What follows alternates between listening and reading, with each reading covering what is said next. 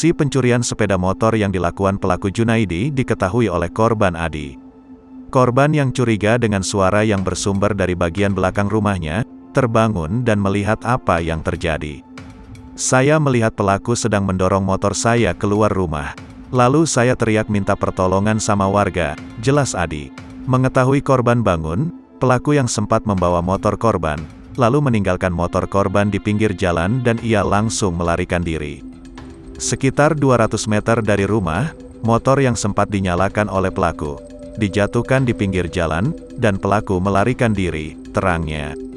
Saat dilihat oleh korban, kondisi motor Honda Verza kontaknya dudahi dalam kondisi rusak akibat dipaksa dengan kunci letter T milik pelaku.